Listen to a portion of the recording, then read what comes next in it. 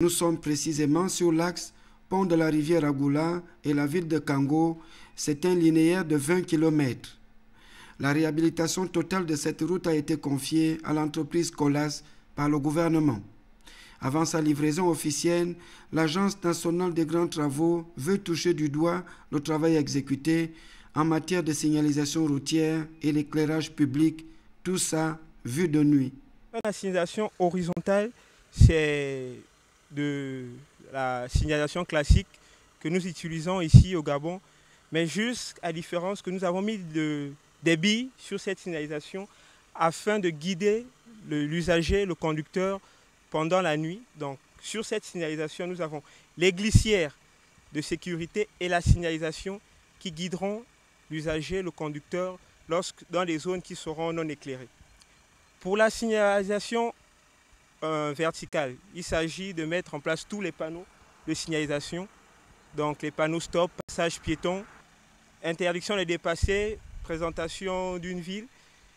Et aujourd'hui, nous sommes en attente des derniers panneaux de signalisation qui vont présenter les villes, notamment dans la ville de Congo Centre. Nous sommes en attente de ces panneaux qui viendront dans les prochains jours. Les panneaux à la sortie de Sogassel, au carrefour Kingele, qui indiqueront la ville de Congo, qui est à 10 km, et pour les villes avoisinantes, notamment Toum, Lambaréné, Bifoun.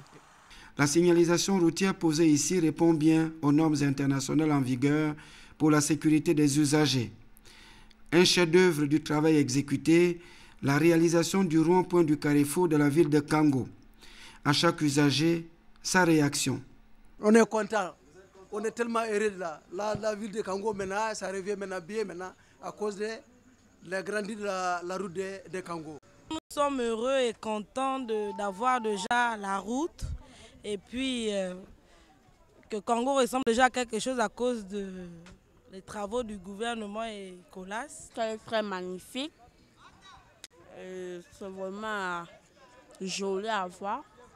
La route, on roule bien. Moi, je suis chauffeur, on roule bien. Il n'y a pas les trous, les dos down, bien en tout cas. C'est bon. Moi, je suis revenu de Boué. J'étais vraiment étonné de voir un rond-point à Kango. C'est-à-dire, on va aller en on va dire, bon, nous, si on a un rond-point à Kango, et puis c'est très beau.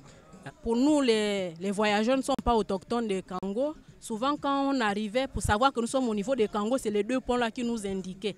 Et quand on a dépassé les deux ponts, on dépassait Kango de manière inaperçue. Aujourd'hui, la route montre et le carrefour, le rond-point que Colas a eu à mettre, montre que là, nous sommes vraiment à Kango. Et puis, c'est beau, quoi.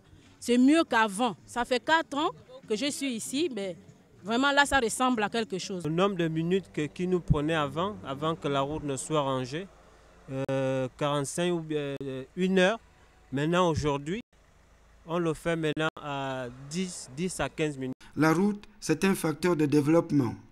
Le chef de l'État en a fait un axe prioritaire de son action pour le Gabon. Au terme de cette inspection technique, l'ANGT attire l'attention des usagers. Respecter les panneaux de signalisation, protéger les panneaux de signalisation parce que bon, avant même la livraison du chantier, on a dû remplacer des panneaux que certains usagers avaient malheureusement détruits.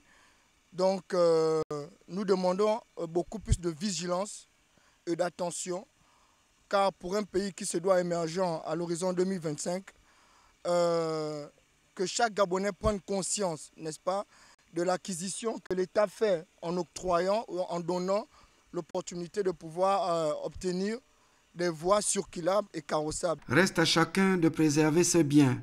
Ce tronçon, c'est le reflet de nuit de la nouvelle route au Gabon, inscrit dans le plan stratégique Gabon émergent.